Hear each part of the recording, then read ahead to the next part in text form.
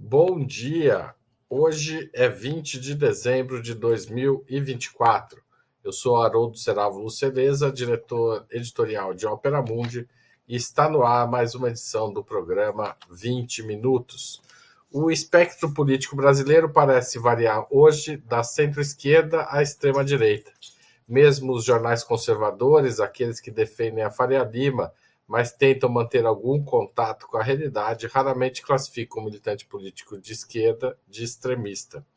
E o governo, nas análises mais sérias, é entendido como um governo centrista ou, no máximo, de centro-esquerda. A pergunta que fica no debate é: não faz falta, neste cenário, uma esquerda mais radical? Por que ela não se estrutura no país? Por que os diferentes grupos se dividem sobre questões como a guerra da Ucrânia, por exemplo, a ponto de inviabilizar ações conjuntas em outros temas? Que pautas poderiam unir estes grupos mais radicais e o que eles poderiam propor para terem peso efetivo no debate político brasileiro? Em resumo, a esquerda radical tem como furar a sua bolha?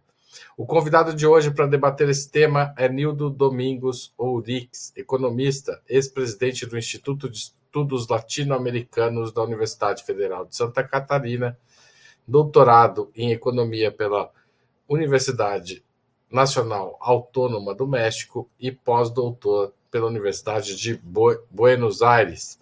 A gente começa essa conversa logo depois da vinheta.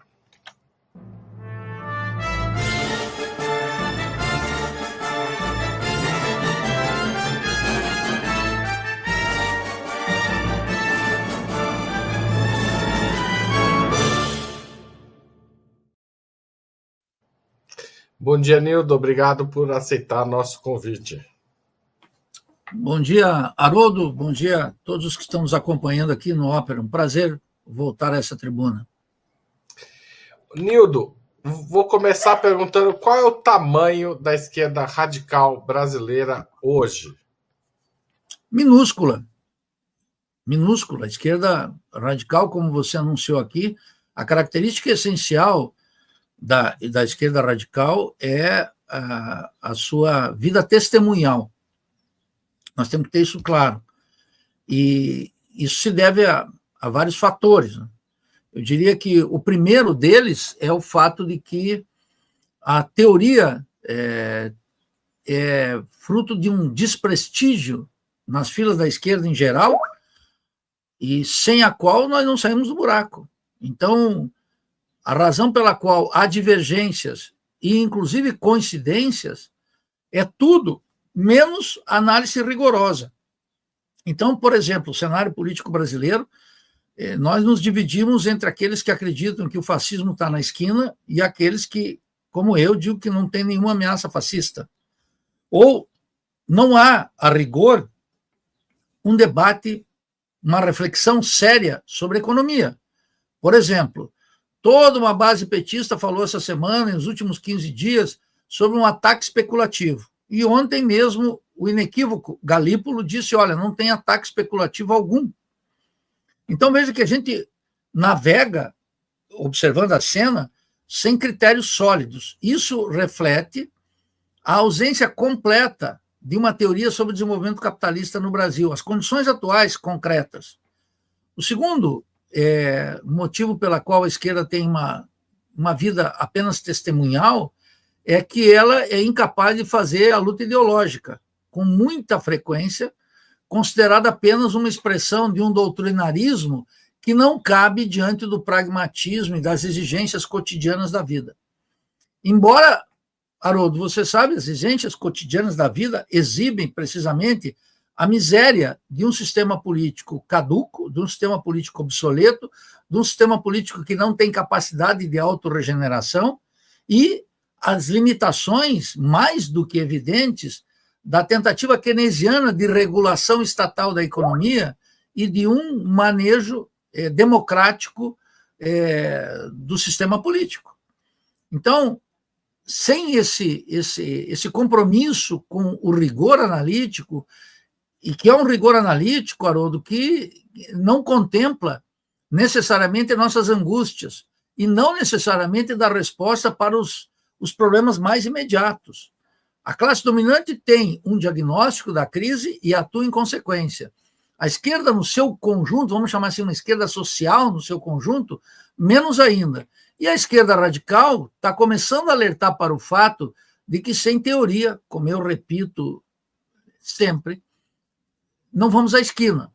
Então, sem essa recuperação, Haroldo, começa com uma análise do desenvolvimento capitalista e algo que me parece decisivo, a transição mais do que rápida daquele capitalismo de base industrial, cujo epicentro era precisamente São Paulo, para um capitalismo dependente de caráter rentístico, que não é uma fase passageira e nem tem a ver com um caráter especulativo ou financeiro do desenvolvimento capitalista, mas com uma modalidade específica sobre a qual o Brasil entrou na divisão internacional do trabalho como mero exportador de produtos agrícolas e minerais.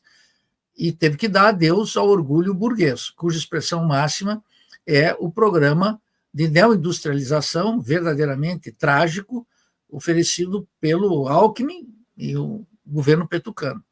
Então, a esquerda hoje tem uma vida testemunhal. Essa vida testemunhal, ela não seria inútil, como alguns pensam. Ela tem que precisamente dizer aquilo que não está dito e tem que assumir na plenitude essa responsabilidade. É mais ou menos como no ensaio sobre a cegueira do comunista Saramago. Quando todos cegam, a mulher do médico não cega. E aquele que não cega, ao contrário de um ditado popular, de que quem tem um olho no mundo de cegos é fundamental, né? É um sinal de esperteza. É rei. Aqui não. Aqueles que não cegam carregam a responsabilidade de todos. E essa é a missão de uma esquerda radical.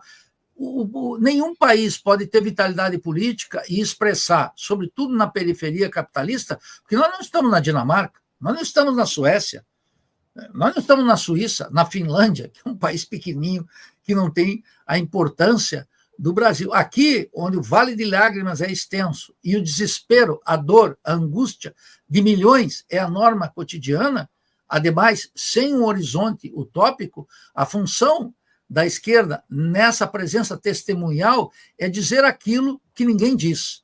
Porque hoje as condições não permitem, talvez, uma praxis política derivada desse diagnóstico. Mas quem diz que amanhã não será necessário? Ô, Nildo, quem você colocaria, que grupos políticos e movimentos sociais você colocaria nesse espaço de esquerda radical hoje? Tem? Não, hoje, se nós observarmos a cena, e temos que sempre atuar com honestidade, todos aqueles que estão ao amparo do governo Lula, disso que se chama difusamente lulismo ou petismo, não constituem uma esquerda radical. A esquerda radical habita na cabeça de alguns críticos, de alguns intelectuais. Mas por exemplo, desculpa te interromper, mas, por exemplo, PCBR, PSTU, PCO, POR, tem uma série de grupos que se intitulam como parte dessa esquerda radical. Você os considera parte dessa esquerda radical? Porque eles não estão no lulismo. Não, todos eles, à sua maneira, estão no lulismo, eis a questão. Vamos lá, é muito boa a tua questão. Muito boa. O PSTU e o PCO são partidos. O PCBR é uma iniciativa que está longe de ser partido. O PCBR é basicamente uma organização identitária. A gente pode discutir isso com mais detalhe. Mas o Partido da Causa Operária, o PCO e o PSTU, por exemplo, são organizações que nas últimas eleições marcharam com o Lula. O PCB marchou com o Lula. Nós tivemos o lulismo de primeiro turno e o lulismo de segundo turno. Todos ao amparo. Quando você, com honestidade de propósito, analisa os documentos e a crise, todos nós estamos com um problema. Veja que eu não estou pontificando desde um lugar onde eu não estou também implicado. Mas eu observo que um partido político, e sobretudo os partidos políticos, que estão legalizados no sistema de partidos políticos, nos tribunais, etc., que acessam de alguma forma o fundo partidário, o fundo eleitoral, eles não estão cumprindo a sua tarefa no radicalismo político. estão longe de fazê-lo. Eu falo isso com uma preocupação. Mesmo a UP, todos eles, de alguma forma, eles expressam a crítica ao que eles chamam de neoliberalismo do governo Lula. E, na prática, eles atuam como se fosse a consciência crítica de um republicanismo burguês notoriamente insuficiente na periferia capitalista. E todos eles flertam com teses liberais, com teses pós-modernas, com teses identitárias que constituem na prática uma ruptura com a tradição crítica brasileira, com todos os problemas que ela sempre teve, desde a opção pela luta armada, pelas alianças de classe, etc. Era uma experiência própria, centrada no horizonte da Revolução Brasileira e do socialismo e de uma política própria para as classes subalternas. Tudo isso hoje está dissimulado, tudo está dissipado em alguma medida. E a crítica que apenas emerge agora, no 5º mandato do PT e o terceiro de Lula, é uma crítica ainda que reivindica do personagem central, do presidente da República, para que ele assuma. É uma crítica, assim, digamos, de um órfão, que ainda pede que seu papai atenda os seus interesses. Não é a perspectiva de um sujeito autônomo, é ainda um sujeito demandante do terreno da política e que pede que o governo realize aquilo que ele se propunha na campanha, sem entender essa trama global. Então, todos esses partidos, eles são absolutamente insuficientes para a situação atual. E eu digo isso como um lamento, porque nós precisaríamos que esses partidos assumissem claramente uma oposição ao governo, uma oposição clara, não só uma oposição ao Haddad, ao ministro da Educação, ao Múcio, etc., mas uma ruptura que pudesse começar a constituir também no terreno eleitoral uma oposição de esquerda. Porque, no outro lado, nós temos a ofensiva burguesa, ideológica, política, econômica, cultural, muito afinada. Esses partidos todos que você menciona, Haroldo, eles não entenderam que nós estamos operando numa lógica de situações extremas. E nessa lógica de situações extremas, a ambiguidade mata. Nildo, mas que pauta poderia tirar, então, esses partidos do lulismo e do petismo e jogá-los numa oposição que não favoreça, eventualmente, o surgimento, já que você acha que não existe o risco do fascismo, que o surgimento de uma reação fascista muito mais forte? Porque para muita gente, não só a gente está no horizonte do fascismo, né, não só pelo Bolsonaro, mas também por Trump, por Orbán, Netanyahu, eventualmente, dependendo da posição política, o próprio Putin, né, no caso do PSTU, vê no Putin uma figura de extrema-direita. Enfim, qual é o que pode fazer essa esquerda radical ganhar corpo e ter relevância política? Bem, olha, há muito tempo atrás eu li o livro da Madeleine Albright, que foi a figura importante do Partido Democrata. Secretária de Estado do Clinton, não é isso? Secretária de Estado do Clinton. E ela publicou um livro que se chama Fascismo. E ela começou a identificar isso deitou raízes. Então, tem uma confusão cômoda politicamente e preguiçosa intelectualmente de confundir de maneira proposital, quero reafirmar isso, a existência de uma direita com conteúdo, etc., de uma proposta fascista. Há, na prática, precisamente esse livro. E está traduzido em português, inclusive, lamentavelmente. Essas bugigangas são logo traduzidas e disponibilizadas, sobretudo, eu comprei isso numa biblioteca. Tem financiamento. Tem financiamento para tudo.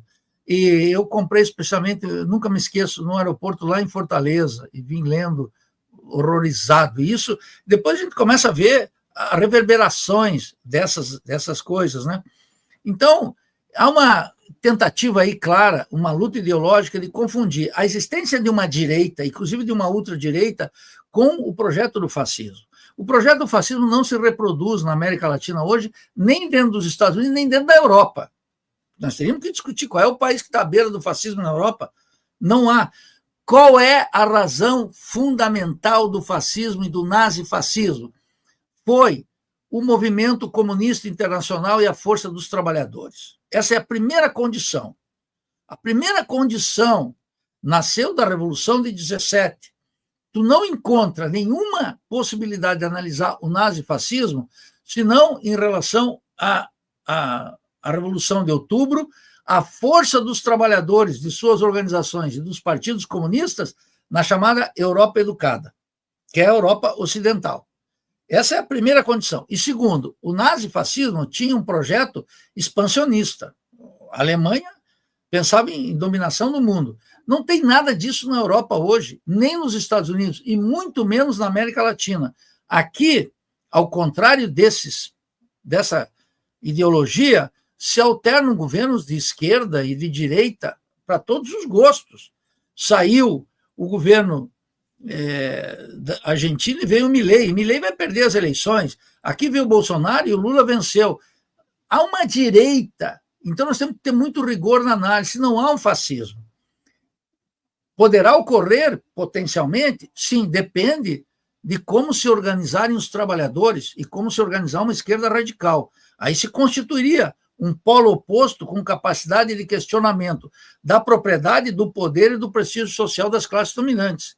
Caso contrário, não há necessidade de um regime de força, um regime totalitário, um regime fascista, nazista, capaz de implantar aqui um Estado policial de qualquer perfil para impor a sua agenda econômica e aprofundar a dependência e subdesenvolvimento. Isso está ocorrendo sobre a oscilação de uma ultradireita liberal e de uma esquerda liberal. O governo Lula, por exemplo, não tem ruptura nenhuma com a economia política. Então, esse é o primeiro aspecto, Haroldo. Não há por essa razão. Segundo, olha, uma esquerda não se constitui. Qual é a grande crítica de todos esses setores que você mencionou? É a ideia de que temos um problema, o teto de gastos. O teto de gastos de Haddad e de Lula. Bem, essa gente ignora algo elementar. Olha, eu vou falar aqui como expressando um certo keynesianismo e o meu querido Karl Marx. Se tirássemos o teto de gastos hoje e o governo estivesse autorizado a aumentar o gasto público para supostamente induzir uma demanda privada, criar salários melhores, aumentar a infraestrutura pública, contemplar as classes subalternas e uma parte das classes médias e avançar numa industrialização, isso não existe. Pode tirar o teto de gastos, poderia o governo estar gastando mais, poderia o governo ter uma PEC da transição todo ano, que tem, no fundo, um problema sério, Haroldo. Quem é que vai competir com os preços criados pelos Estados Unidos e pela China no mercado mundial? Quem é que vai produzir aqui uma tesoura capaz de competir com o preço made in China? Não existe tal coisa. Eu vejo a política do BNDES é verdadeiramente espantosa. Contempla grupos minoritários industriais, pequenos burgueses, incapazes de oferecer uma alternativa. Então, nesse contexto, Haroldo, a crítica a esse avanço da direita ela é uma crítica limitada, castrada, autocastrada. Não toca na economia política do rentismo. O que ela teria que fazer? Tocar nos pontos essenciais e não favoreceria a direita. Como, por exemplo... Pode falar. Dá o seu exemplo, depois eu interrompo. Em primeiro lugar, nós temos que acabar com esse negócio de conta de capitais abertas, romper com... Não é só com o teto de gastos, é romper com a economia política do plano real, que é o desenvolvimento capitalista de natureza rentística. Romper com o câmbio livre e conta de capitais abertas. Primeira coisa que precisa ser feita. Se não fizer isso, não tem. Segundo, tem que fazer a eutanásia do rentismo e, portanto, atacar a dívida pública. Atacar, finalmente, fazer, desde a auditoria da dívida pública, a acabar com todas as operações absurdas que se fazem todos os dias através do Banco Central. E, naturalmente, ter uma política que constitua o que essa esquerda keynesiana chama um mercado interno de massas, que é aumentar a produtividade do trabalho e para e passo o salário mínimo. Sem isso, não há possibilidade de enfrentar a dependência, o subdesenvolvimento e os preços chineses. Se eu fizer essa crítica, é claro que eu ataco tanto o governo Lula contra a oposição liberal. E a nossa crítica, então, não será útil à direita. Se ela é dura para o lulismo, ela é pior ainda para os liberais de direita. Eu estava assistindo ontem a Maria Lúcia Fatorelli e você estava assistindo também. Eu vi você comentando no chat. Um programa possível para a esquerda radical não seria a defesa de um... Eu vou usar uma expressão que talvez você não goste e o público também não, mas eu acho que ela é o jeito que devia ser... É uma das formas que pode ser apresentado, que é um plano real para acabar com os juros altos. Porque na cabeça das pessoas, com todos os defeitos que pode ter tido o plano real, a gente sabe, criou esse rentismo, provocou desemprego em massa nos anos 90, enfim, tudo isso, as pessoas têm uma avaliação positiva de que o plano real estabilizou, acabou com a inflação, certo? O juros não é a nossa inflação, o mecanismo de empobrecimento das classes trabalhadoras permanente que está aí desde 1994, os juros altos. Aproveito isso porque você estava junto com a Maria Lúcia Fatorelli discutindo isso ontem, quer dizer, você estava no chat, disse que ela era, inclusive, uma keynesiana, uma rara keynesiana honesta, foram as suas palavras ontem.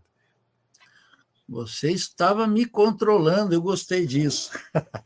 Não estava, eu estava assistindo, apareceu o seu comentário lá, fiquei impressionado, porque eu ia te entrevistar hoje, falei, você pegou o ponto essencial. Qual é o problema? Aqui, todos esses keynesianinhos de universidade, da Unicamp, da USP, Federal Fluminense, todos esses meus coleguinhas aí, eles querem tirar uma onda com a Maria Lúcia Fatorelli, porque ela é uma auditora. E, supostamente, ela não tem o domínio da teoria monetária, da teoria cambial. E eu vou dizer claramente, eu que gosto desse assunto, ela não precisa disso. Por quê? Não é que isso é desnecessário. Nós podemos fazer um debate sobre o problema da taxa de juros de longo prazo, como é que se configura ou não, e tudo isso a gente pode conversar se tivéssemos um programa para fazer. Qual é a questão da Maria Lúcia Fatorelli, da auditoria da dívida? É que ela coloca o rentismo para milhões no centro da discussão. Ninguém faz isso no Brasil. Os keynesianos oportunistas, esses que apoiam Lula, que querem frequentar o Banco Central, eles dizem, olha, Lula está certo quando toca na taxa de juros. E qual é o problema da taxa de juros? É a remuneração dos títulos da dívida pública.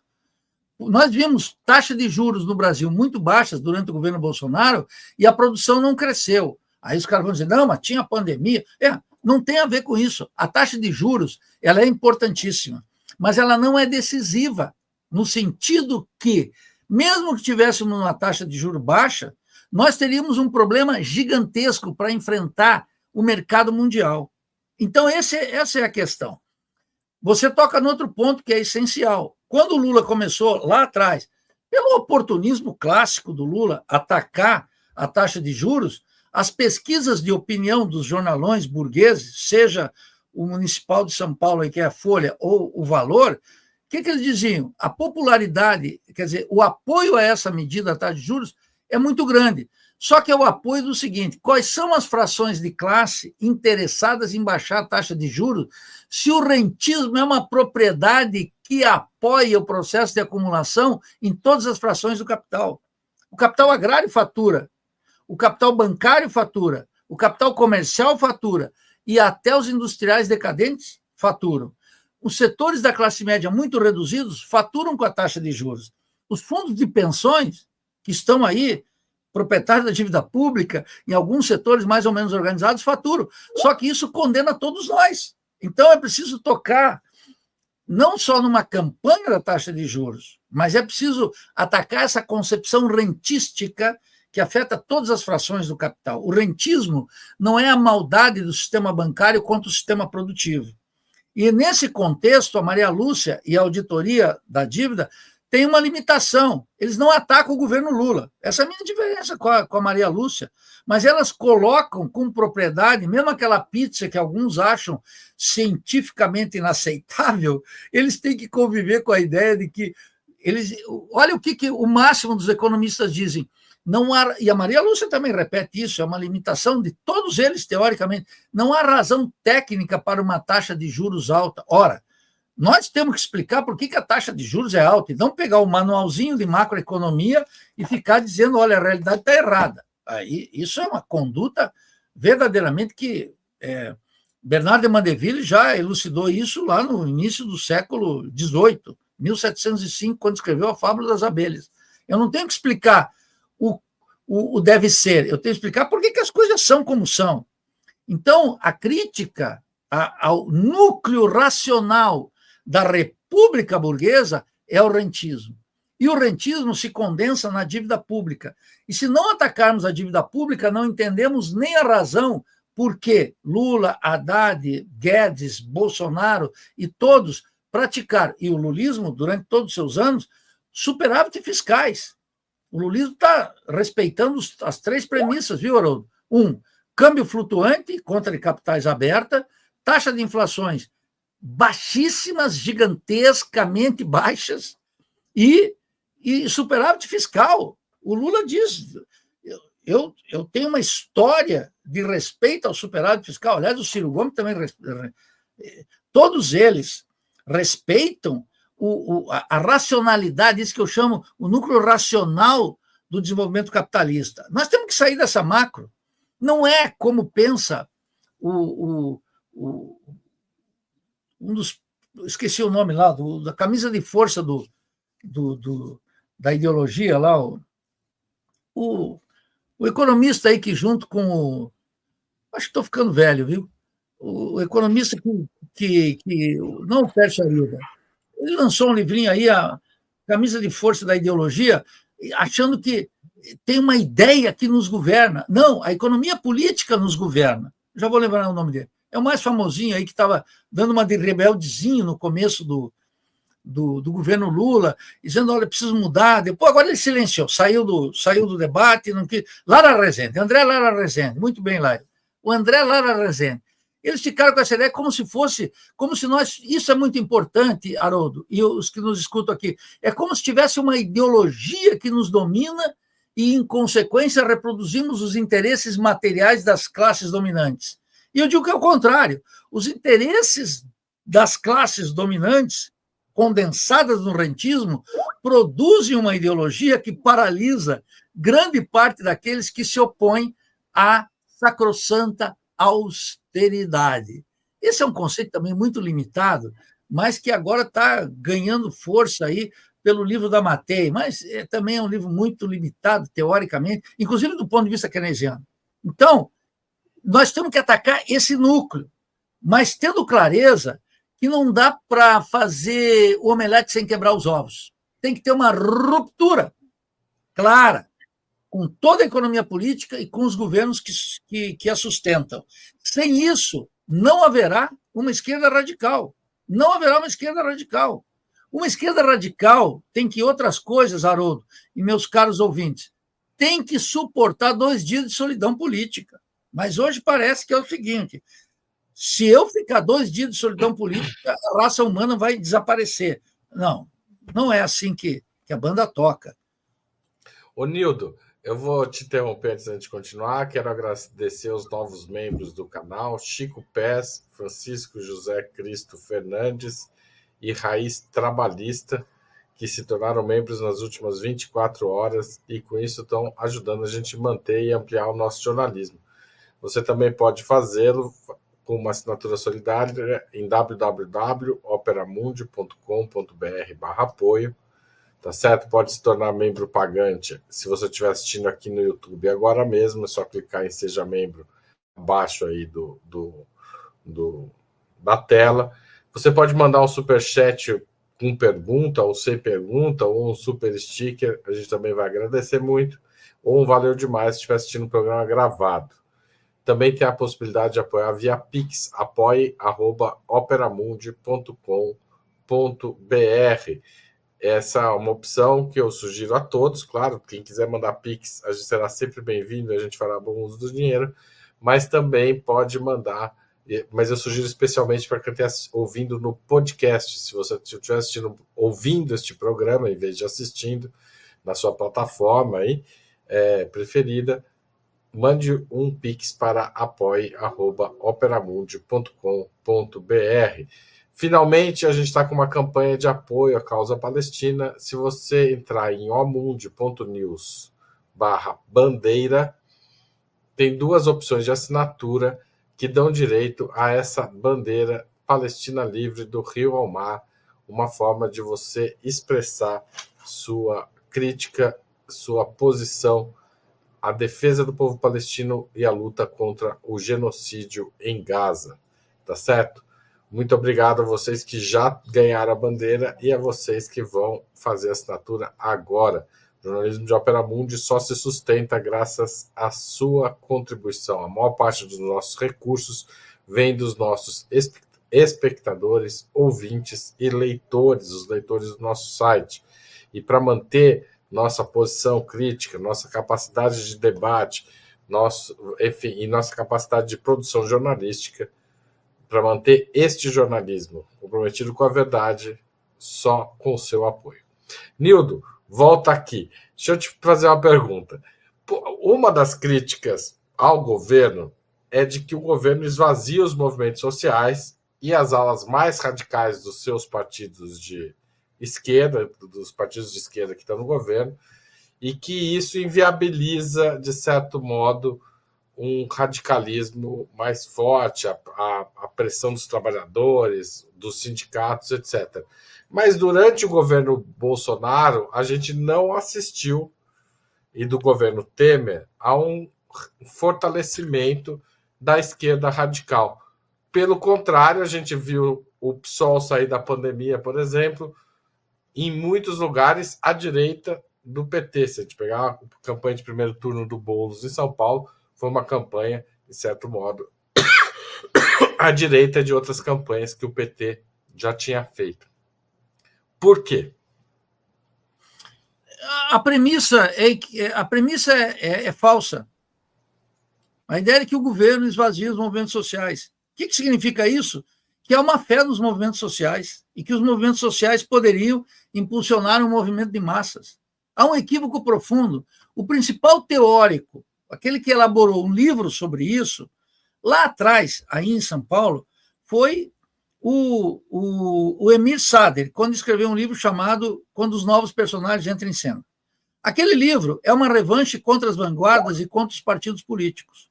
E recente, aqui na América Latina, foi o Álvaro Garcia Linera, vice-presidente da Bolívia, que escreveu vários livros, né, e alguns estão publicados em português, inclusive, justificando como aquele governo do Evo era um governo de movimentos sociais, que, diga-se de passagem, no caso da Bolívia, com alta vitalidade. E o que aconteceu? Ambos renunciaram diante da ofensiva da direita, mesmo com chamados movimentos sociais muito ativos, e que não tinham sido completamente cooptados pelo governo.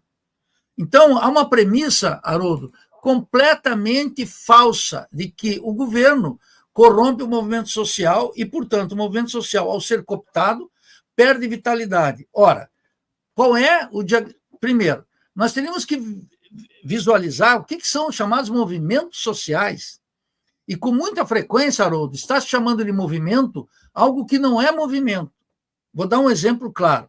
Disse que no Brasil existe um movimento de mulheres. Eu pergunto, qual é o movimento de mulheres? Existem coletivos de partidos, etc., um feminismo difuso. Qual é a grande liderança das mulheres brasileiras? O mesmo eu posso falar, o mesmo diagnóstico do chamado movimento negro. O que há nisso? Quem é o grande líder do movimento negro brasileiro? Nem um Martin Luther King liberal lá nos Estados Unidos temos aqui. Ou nós podemos dizer, vamos lá, na classe, a classe operária, movimento sindical, urbano-rural. Quem é a grande liderança do movimento dos trabalhadores urbanos no Brasil hoje? Proliferam-se 10 centrais sindicais, alguns sindicatos com vitalidade, outros não, alguns com conquistas econômicas muito importantes, a grande maioria não. quem é a grande liderança sindical? Isso denota duas coisas. Primeiro, que não existe um movimento real. Isso é muito importante. Segundo, que os movimentos sociais, por mais vitais que sejam, e expressam contradições, e até mesmo, em alguns casos, antagonismos no interior da ordem burguesa, eles são incapazes de totalização. Aí vem o segundo, o aspecto oculto desse diagnóstico que é falso. É uma forma de não questionar o governo e o partido político, que é o Partido dos Trabalhadores. Os partidos políticos têm que ter uma convicção programática e precisam atuar com senso de vanguarda. O partido político, só o partido político pode fazer isso. Ou ele faz isso, ou ele deixa que as explosões sociais inerentes a uma ordem burguesa altamente adversa à vida dos trabalhadores se expressem de maneira como ocorreu no Chile, uma explosão social por causa da passagem no metrô. Ou no Brasil, não é só por 20 centavos. Lembra, Haroldo? Ela vai se expressando. Ou lá na Guatemala, quando as massas indígenas urbanas da cidade de Guatemala queimaram o parlamento. E um conjunto de explosões que ocorrem nos últimos 20 anos na América Latina e que não resultam numa transformação qualitativa da ordem política e, menos ainda, um questionamento à propriedade. Quando os partidos políticos não cumprem essa função, eles são poupados daqueles que acham que o movimento social, se não fosse cooptado pelo governo, poderia cumprir uma função essencial. Eu observo muito isso na análise, a meu juízo completamente superficial e inadequada, de um Frei Beto, que, no fundo, reclamam o quê? Vamos voltar às bases. E eu sempre pergunto, voltar às bases para dizer o quê? Teve uma transformação qualitativa da economia, do regime das classes sociais, do Estado e da ideologia.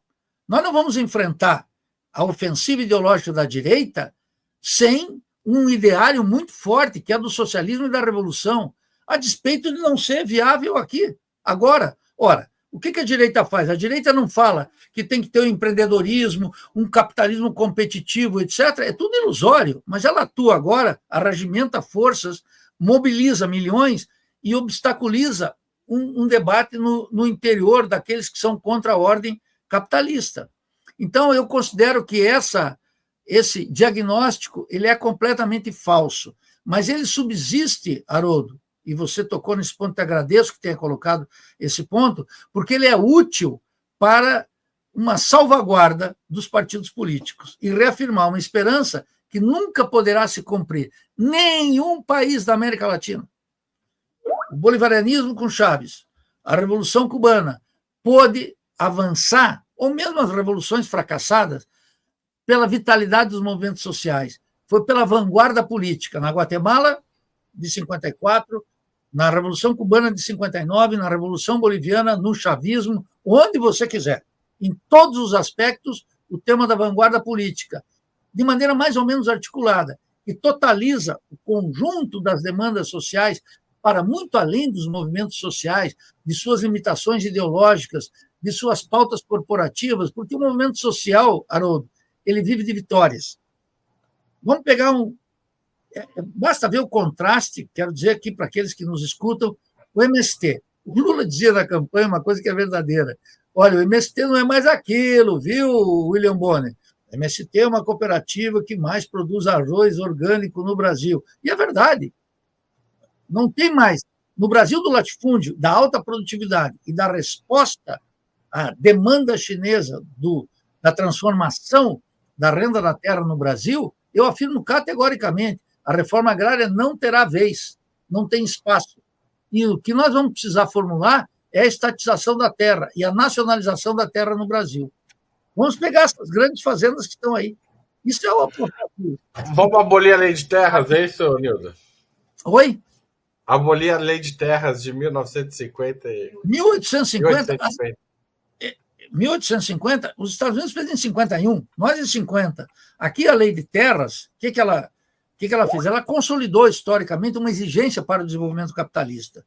E, naturalmente, liquidou o projeto de Bonifácio de Andrade de 1824, na Constituinte, que era a libertação dos escravos em 3 meses e um mundo de pequenas propriedades, aquele projeto para o Brasil do Bonifácio de Andrade, que é muito útil, aquilo é muito oportuno para a gente ver o contraste entre o que estava acontecendo nos Estados Unidos e no Brasil.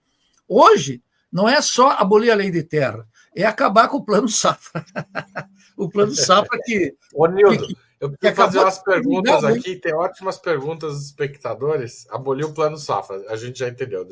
Mas antes da gente continuar no assunto do Plano Safra, eu queria fazer perguntas dos espectadores. O Bruno Ribeiro pergunta: Nildo, se todo livro recém-lançado e toda a liderança que se destaca são limitadas, indique alguma liderança ou obra que apareça na última década que você julga avançada.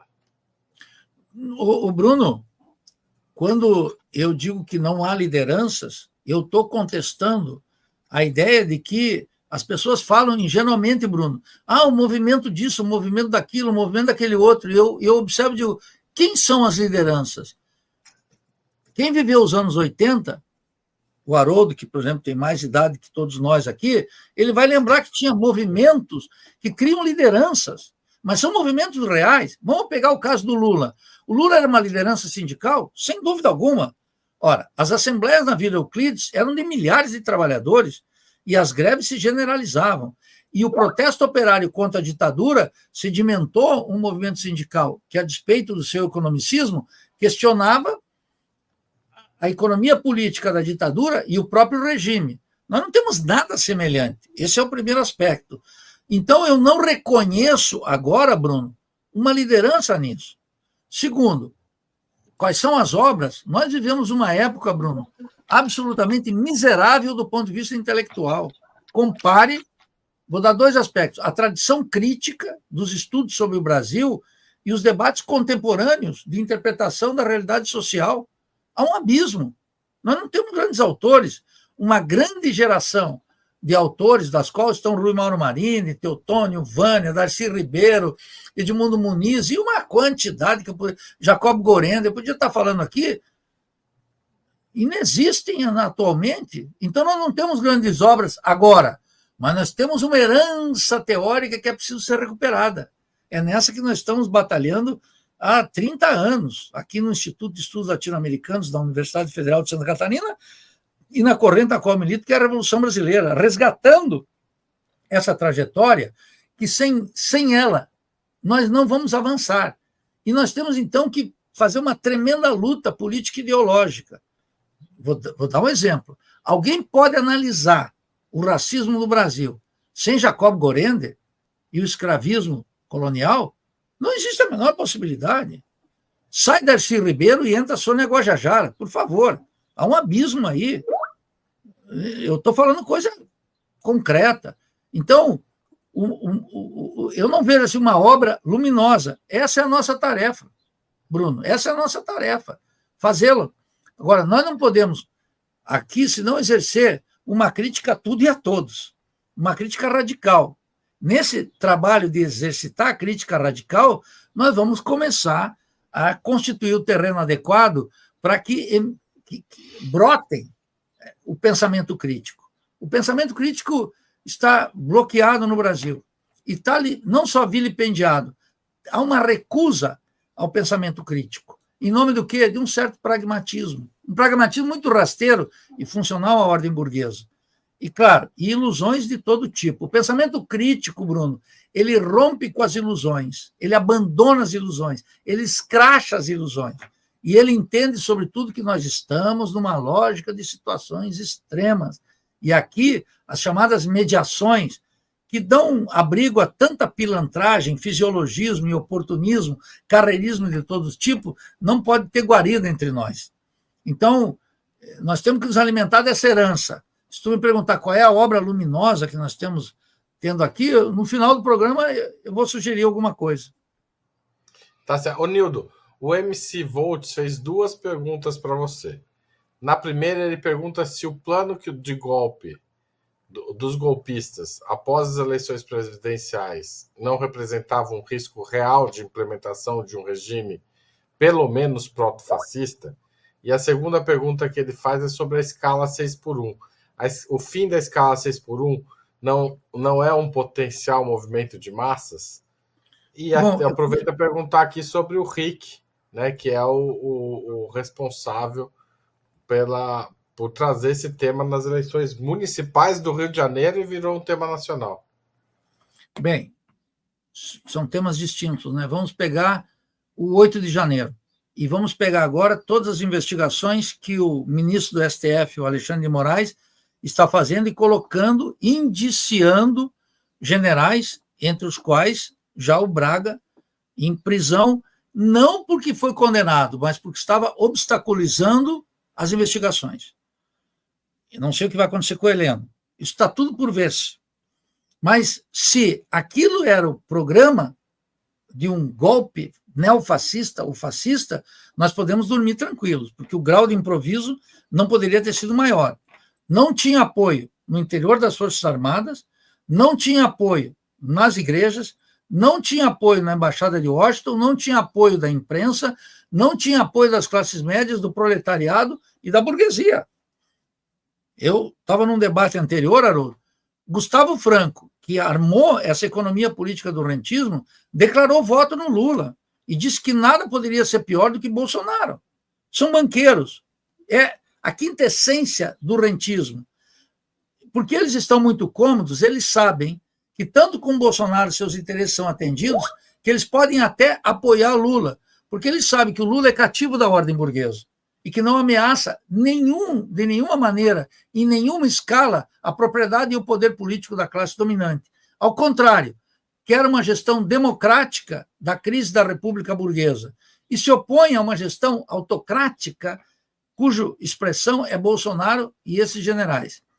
Então, aquela tentativa e todas as manifestações prévias à posse do Lula, os atos de expressão terrorista, como aquele caminhão de gasolina, e a posse que o Lula não deu aos ministros militares, foi Bolsonaro que deu a posse aos ministros militares, a ausência de uma doutrina militar, etc., por parte do Lula, a própria figura do ministro Múcio mostra claramente que há um improviso completo na tentativa golpista de alguns militares. E eles estão, é tamanho o fracasso, o que não quer dizer que não alimenta no interior das Forças Armadas e da classe dominante, dependendo do desenvolvimento da crise, que aquilo se configure apenas num ensaio geral, apenas uma tentativa fracassada que mostra que eles têm que ser mais profissionais, mais decididos e mais organizados. Isso não está fora do horizonte. Então, descarto completamente. Segundo, o tema do 6x1, né, o Haroldo? Né? Veja, quando saiu o Rick, não existe um movimento para vida além do trabalho. Existe vida além do trabalho, que é uma iniciativa de um trabalhador que, na sua angústia, no seu desespero, lançou pelas redes digitais uma proposta, viralizou e deu, que é exatamente o VAT, que deu o seu desaguador natural. Se transformou no vereador mais votado no PSOL do Rio. O Rio é dado essas novidades, viu? O Rio criou o Gabeira, inviabilizou o Darcy Ribeiro. O Rio de Janeiro tem essa coisa. Então, vai lá, aparece. Quando isso começou a ter que ser incorporado por um conjunto de organizações, e todos, começou lá uma caça às bruxas lá dentro. E o Rick fez, inclusive, o verdadeiro escândalo, a meu juízo, que foi vincular o VAT a uma marca no Instituto Nacional de Propriedade Industrial. Pô, o que é isso? Como é que isso vai se transformar no movimento de massas? Que os trabalhadores estão submetidos a um regime de exploração brutal da força de trabalho, cuja escala 6x1 é uma expressão acabada, eu não tenho dúvida. Há pouco teve a PepsiCo, né, que tentou os trabalhadores fazer uma greve nessa direção e foram brutalmente derrotados, estão aprendendo. Agora mesmo, tem outras iniciativas, elas vão continuar aparecendo. Mas aí o pessoal do Bourbon, do supermercado, que tinha uma escala 10x1, né? E veja, e tinha gente que declarou, Haroldo, que diz assim, olha, 6x1, os camaradas meus que estavam, inclusive, contribuindo no começo do VAT, diziam, olha, alguns locais, 6x1 para nós já é uma conquista, que é exatamente esse 10x1 que você está mencionando aí, o 8x1, é uma loucura o mundo do trabalho aqui. Então, a configuração de um movimento de massas não depende de uma sacada digital. Eu tenho um profundo desprezo e desconfiança por isso. Não porque eu menosprezo as mídias e a capacidade de mobilização e de divulgação desse meio técnico que é a internet, mas eu fico apegado à situação do povo e das classes sociais, que é uma sociologia que desapareceu da reflexão, mas ela é fundamental, é ela que, na disseminação da convocatória, nós já podemos até chegar lá, mas o meio técnico não cria a realidade social, é a realidade social que cria esse meio técnico, que é a internet. E todas essas iniciativas, elas expressam contradições reais. Poderão crescer daqui 1 ano, 2 anos, 3 anos? Poderão, mas a luta pela jornada de trabalho é muito anterior ao VAT. É uma longa trajetória que existe aqui, que vocês podem acompanhar nos boletins do Diese. Então, não me apresente como novidade isso. E é por isso que eu fui tão cético e continuo criticando todos aqueles que acham que podem criar, a partir de um movimento social, uma dinâmica destinada a salvar o governo Lula. A ideia subjacente é que, se os movimentos emergirem com força, vai criar a possibilidade de disputar o governo. E reafirma-se a tese, a meu juízo absurda, inadequada, completamente irreal, de que esse governo está em disputa. É isso que está subjacente. A ideia fundamental é que, se criarmos um movimento, se o MST levanta, se o MST levanta, se o VAT levanta, coloca uma dinâmica que force o governo a optar entre os gregos e os troianos, e eles vão finalmente ficar do nosso lado. Isso é rigorosamente falso. A luta dos trabalhadores precisa estar enraizada nos sindicatos. Eu vejo, por exemplo, os químicos aí de São Paulo, Haroldo.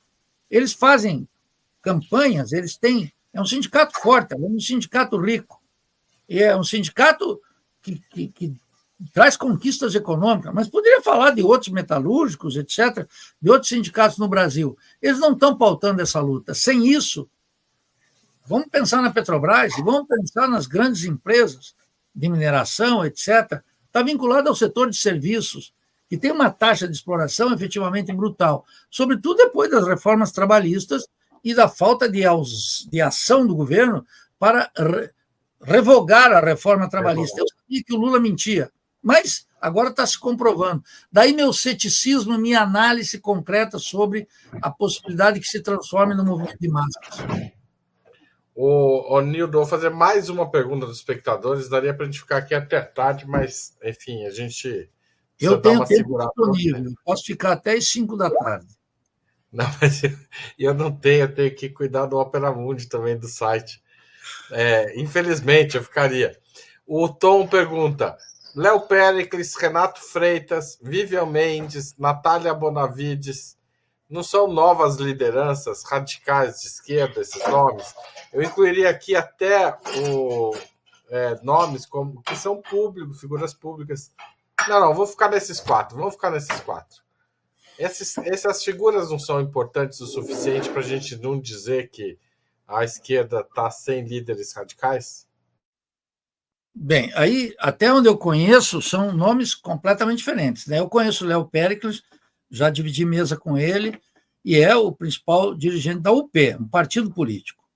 Renato Freitas é um vereador e um deputado paranaense, cujo discurso está muito preso à ideia de que é preciso ser autêntico dentro do Partido dos Trabalhadores, quando o Partido dos Trabalhadores não tem mais espaço para autenticidade. Então, o Renato Freitas teria que não só fazer essa crítica, teria que ter uma ruptura com isso, mas ele não tem. Mas o discurso do Renato Freitas é carregado de moralismos, e não tem uma interpretação sobre a questão racial no Brasil baseado na nossa tradição crítica. Eu não conheço a fundo Vivian Mendes e Natália Benevides, mas vocês estão falando de figuras eleitorais. E essas figuras todas eleitorais, elas estão presas numa dinâmica dos partidos políticos e são incapazes de transcender. Quero deixar claro, um sistema político, mesmo decadente, como é o nosso sistema político, e os partidos políticos, com suas limitações, vão criar novos personagens, mas não lideranças. Vão criar figuras que expressam o incômodo, a crítica ao cinismo, mas não são os construtores da verdade. E nem poderão oferecer uma alternativa teórica política às suas próprias condições. Eu vejo eles, todos eles se debatendo. O caso do Léo Pérez é diferente porque ele é dirigente de um partido político. Os demais não são dirigentes de partidos políticos, são personagens incomodados. A Vivian também da UP. Isso. A Vivian também é membro da direção da UP. São da UP. É uma situação diferente da Natália Benevides e do Renato Freitas, e tantos outros que estão por aí. Então, eles expressam um certo desconforto, mas eles não conseguem transcender a ordem. Eu vi um debate, por exemplo, o último debate que eu vi, não quero ser injusto com a UP e com o Léo Péricles, mas eles ainda cobram coerência do governo. Eles ainda cobram coerência do governo. E, como diz um Lacan, né? Quando o sujeito ainda briga com a ex-mulher é porque ele ainda está casado. Então, eu aplico isso. Quando tu ainda está brigando, cobrando do lulismo que ele faça isso, que ele faça aquilo, que ele abandone o neoliberalismo, que ele não corte o BPC, que ele não... Isso tudo é quinquilharia, tá? Demandando de um sujeito que não pode mais te dar, e não é de hoje, dessa eleição, dessa correlação de forças. Há um equívoco aqui, é que tem que ser analisado os governos anteriores do PT como cúmplices dessa ordem. Nós não chegamos aqui sem a contribuição notável de Lula, Dilma e do petismo. Esse é o problema. Então, precisa de uma ruptura de fato radical, uma ruptura intelectual, teórica, política, com essa herança. Agora, quando eu digo isso, o pessoal diz, Nildo, cuidado com a direita. Eu digo, só podemos cuidar da direita se tivermos uma ruptura, porque a direita diz, a esquerda que existe é essa esquerda, é o Lula. E eu digo, isso não é esquerda, isso é uma esquerda liberal, isso é um liberalismo de esquerda. É dessa armadilha que nós temos que sair. Ô Nildo, última pergunta, mas tem que responder rápido. Quem é o culpado da alta do dólar se não teve ataque especulativo? Não, veja, eu quero dizer, a alta do dólar não tem ataque especulativo está no jornalão burguês de hoje e de ontem, do próprio Galípolo, e saiu de 6,3 para 6,10. É a força do rentismo. Vai oscilar. Tem a ver com as moedas internacionais, com toda a América Latina. E não há culpa com a alta do dólar. Há uma economia política que torna completamente vulnerável a política monetária, a política fiscal, de toda a política do governo, ao poder dessa coesão burguesa, que brinca com o governo quando ela quer, de acordo com os seus interesses. Como o governo não tem nenhuma ação diante da coesão burguesa, nenhuma, não enfrenta nada, não tem nenhuma iniciativa, é um governo cativo completamente e cúmplice da ordem burguesa, ela fica sem ação. E aí produz ideologia, ataque especulativo. Então, queria dizer aqui para o Aelso Mota, veja, Aelso, hoje o Galípolo está dizendo, não há, e outra coisa, ele diz não só que não há ataque especulativo, como ele formulou uma coisa que é muito importante, eu anotei hoje aqui, que ele diz assim, o mercado não é um bloco monolítico. Eu fiquei pensando, escuta, meu caro, o que é o mercado financeiro? É altamente monopolizado e monolítico. Ele quer dizer o seguinte, o Bradesco não está querendo derrubar o governo, e o BTG Pactual são nossos amigos, e estamos com a Haddad, e toda essa coesão burguesa está. Mas a coesão burguesa, os banqueiros e o rentismo, é insaciável. E eles não têm amigos, eles têm interesses. O Haddad é um cristão novo na parada, mas ele já sentiu o peso dos caras. Ele não vai mudar, porque o Haddad também não tem recursos para sair disso. Nem ele, nem o Lula, nem o Alckmin. Tá certo, Nildo. A gente está chegando aqui, já está com 1 hora de programa. Eu queria continuar, mas o fim do ano está me exigindo voltar aí para outras atividades. Então, eu queria pedir para você fazer o que a gente sempre pede aos nossos entrevistados e entrevistadas, umas sugestões culturais. Você não teve sugestão de livro, de filme, mas tem 2 livros para sugerir para a gente, é isso? Exatamente. Eu sempre fico angustiado quando chega essa pergunta de vocês, é terrível, porque tem tanta coisa boa para ler que me falta olhos e me falta tempo. Mas existe um filósofo brasileiro que eu considero que é o maior filósofo brasileiro de todos os tempos, que é o Álvaro Vieira Pinto.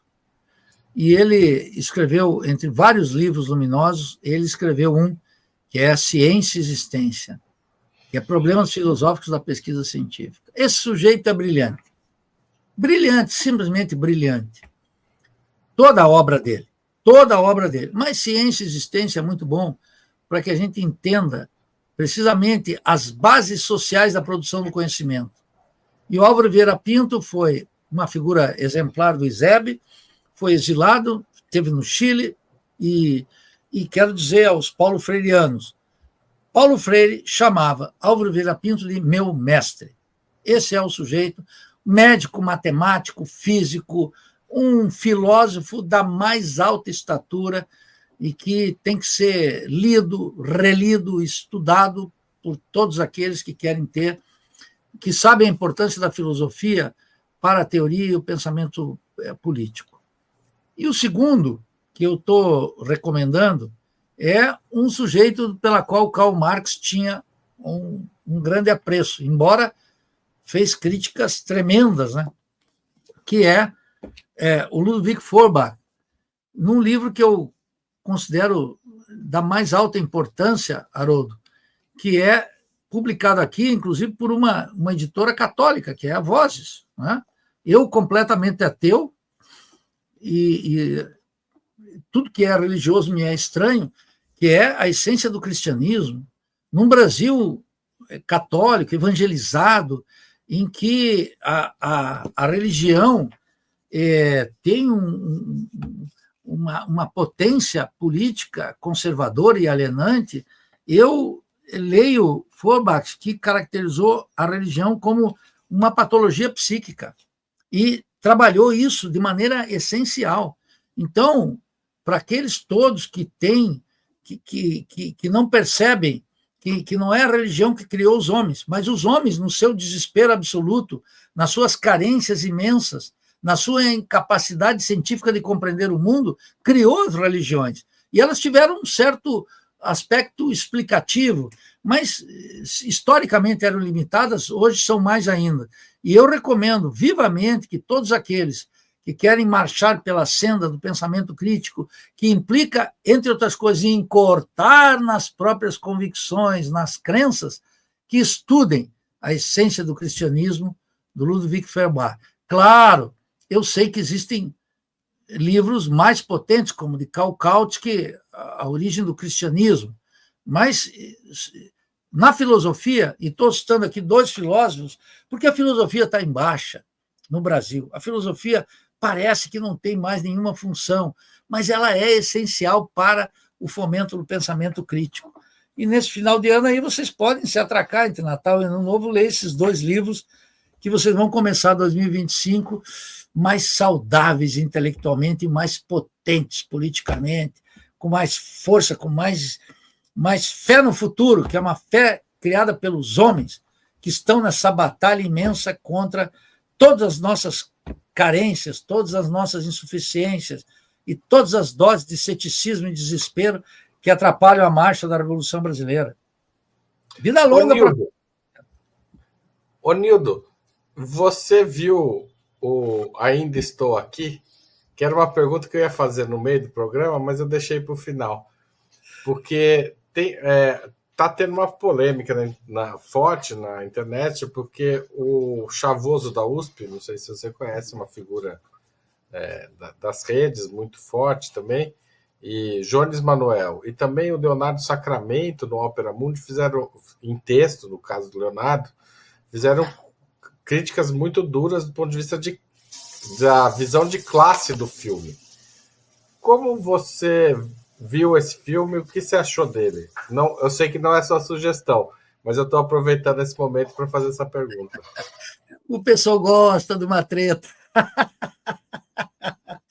Mas, olha só, eu quero fazer 2 comentários sobre isso. A cultura brasileira ela está em baixa. Por quê? Porque a indústria cultural metropolitana é dominante. Então, quando aparece uma produção nacional de um cineasta que tem recursos próprios, o cinema brasileiro está em queda, mas aparece de vez em quando alguma obra. Isso já dá a ser um certo motivo de orgulho por algo produzido aqui. Mas isso não pode anistiar o fato de que nós estamos avassaladoramente metidos na indústria cultural, do streaming, das redes, das séries, de tudo isso que é from United States. Segundo, para alguém sessentão como eu, que viveu a ditadura, o que eu achei bom do filme? É um drama familiar. Então, uma perspectiva real, verdadeira. Eu falei com muita gente que esteve no exílio, na tortura, na cadeia. Não desprestigio esse drama pessoal. Conheci muitos deles, conversei com muitos deles horas a fio. A dureza que é a tortura, a dureza que é o exílio e a dureza que é a perda essencial. E veja que o Estado só reconheceu o assassinato de Rubens Paiva muitos anos depois. Então, esse drama pessoal da família, ele está, em alguma medida, contemplado lá. Mas é claro que o drama da ditadura e as implicações da ditadura não podem se expressar numa obra de arte, num filme. Isso tem que ser analisado, a importância do que a gente chama, em geral, de ciência política. Então, vendo a trajetória da família, é algo valioso do ponto de vista individual. Eu não acho que é uma grande obra cinematográfica, mas ela cumpre uma função. E ela só cumpre uma função porque eu não sei quantos filmes o Brasil fez o ano passado, mas certamente o cinema nacional não vive um momento privilegiado. Ao contrário, a cultura brasileira está vilipendiada, o governo não tem uma política cultural, nós não temos instrumentos de defesa contra a indústria cultural metropolitana, que é toda ela hollywoodiana, from United States, é dessa cultura gringa, que é avassaladora na arquitetura, na comida, no vestimento, no comportamento, na linguagem e também no cinema. Então, o Chavoso da USP, eu vi uma ou duas coisas assim, mas não participei dessa polêmica, não acompanhei essa polêmica, porque eu estou dedicado aos livros. E eu tenho uma resistência completa a isso que a linguagem dos YouTubers chama de uma treta, que permite ganhar likes and views e contribui muito pouco. Então, gostei do filme, assisti, e já assisti com o cinema esvaziado. Mas parece que teve, eu acho, talvez mais de 2 milhões de espectadores, e me preocupa gravemente a situação da cultura nacional. Muito. De resto, gostei do filme, assisti, e repito, o drama pessoal não me é estranho e não o desprezo, mas a trama da ditadura ela é muito mais complexa, grave e profunda do que expresso no filme. No filme, eu aprendi com Adolfo Santos Vasquez, o grande filósofo latino-americano, que uma obra de arte, para ser política, ela precisa ser, sobretudo, uma obra de arte. Ela não pode ser, o político não pode presidir, o estético tem que presidir. E nesse sentido, o filme cumpre uma função, mas ele reforça, talvez minha única crítica, Haroldo, é que ele reforça uma certa perspectiva individual, que já existe na sociedade brasileira na forma do identitarismo, que é meu inimigo de classe. Todas essas manifestações é uma manifestação do eu supremo, como disse Elizabeth Rodinesco. Tem um abuso da psicologia na interpretação da realidade brasileira, que eu não desprezo. Quem deitou no divã 6 anos como eu, não desprezo a psicanálise, mas eu sei o cantinho que ela deve estar. E sei que a psicologia não pode, na linha de Álvaro Vieira Pinto, ocupar o espaço do marxismo na interpretação da realidade social. Porque Estado, economia, conflito, cultura, pode ter essa dimensão. Os psicólogos, muito desocupados e muito angustiados, eles entram nesse terreno, mas eles não podem nos dar o mapa da crise. E o filme, nesse sentido, a despeito de seus méritos, ele reforça essa perspectiva individual, né? O drama familiar, o drama da viúva, o drama dos filhos, o drama dos amigos. E isso não, tem eu valor. concordo. Eu tenho uma crítica. Eu acho o filme importante, na atual conjuntura politicamente relevante, etc. Mas eu senti falta ali, por exemplo, de entender quem era esse político Rubens Paiva, né? Porque ele ali ele está esvaziado politicamente. Agora, até esse filme, a gente não via a cara do Rubens Paiva. É como se ele tivesse continuado. Aliás, ele continua desaparecido o corpo, mas é como se a ditadura tivesse enterrado não apenas o corpo, mas também a sua própria imagem, as fotos, a cara, o jeito de ser. E isso, de certa forma, o Walter Salles conseguiu recuperar. Mas ainda não dá para entender, por exemplo, o ódio que os militares tinham dele pelo papel que ele teve na CPI do IPESIBAD, né? Mas, Tem enfim. isso, mas veja, eu quero recordar aqui em Santa Catarina, a ditadura matou e desapareceu Paulo Stuart Wright, que era, inclusive, irmão do Jaime Wright, assessor aí do cardeal Arnes, e um dos responsáveis pelo Brasil Tortura Nunca Mais. Paulo Wright foi candidato a prefeito em Joaçaba, minha cidade, deputado catarinense, e desapareceu. Desapareceu em São Paulo, foi torturado e barbaramente e assassinado. Muito bem. O meu amigo Luiz Arnaldo Campos fez um filme que é PSW, uma crônica subversiva. Os personagens, todos eles, e nesse sentido, o deputado Rubens Paiva, porque ele era ex-deputado, né? Rubens Paiva, todos eles desapareceram. Não é um atributo ou não é uma consequência nociva só para Rubens Paiva. Ele, de fato, ele aparece ali como pai de família. Ele aparece como pai da família. A perspectiva pessoal do drama, da trama individual, ela é boa, mas ela nesse sentido, ela é inocente diante do que é uma ditadura. Exato. Ela guarda uma certa inocência, né? Agora, nós estamos submetidos a um terrível domínio da indústria. O Márcio, deixa eu interromper o Márcio. O filme é também sobre ele. E ele tem problemas parecidos com a Eunice. Porque a passagem de Eunice militante contra a ditadura, para a passagem dela militante pela defesa dos povos indígenas, uma tremenda militante, também é mal contada. Eu não estou falando que o filme é ruim. Eu estou falando que tem essa inocência que não está só no Rubens, também está na Eunice. O livro, aliás, do Marcelo Paiva é muito melhor, especialmente na conta da Eunice. Mas, enfim, não vai dar para a gente passar a tarde aqui discutindo. Não, agora tu tem que me dar um direito de resposta rapidinho. Tá. Haroldo, eu quero dizer, veja, é claro que tem nesse filme também uma perspectiva da mulher. Está aí, claro, é uma perspectiva da mulher. Nesse sentido, flerta com esse feminismo burguês, que é o único que tem, que está por aí. Percebe? Eu entendo isso aí. Mas veja, a Eunice aparece no filme como alguém que não sabia nada. Estava por fora do que estava acontecendo. Eu vou dar um exemplo aqui para vocês. Quando eu me relacionei com Las Madres de la Plaza de Mayo, Hebe de Bonafini, e, sobretudo, eu trouxe aqui em Florianópolis todos eles, eu trouxe elas aqui. Elas me contaram como é que elas eram. Elas eram mães e avós completamente despolitizadas. E diante daquela 30 mil mortes desaparecidas, aquele massacre que foi na Argentina, as mães se politizaram. E se politizaram com uma força tremenda. e enfrentaram a ditadura, né?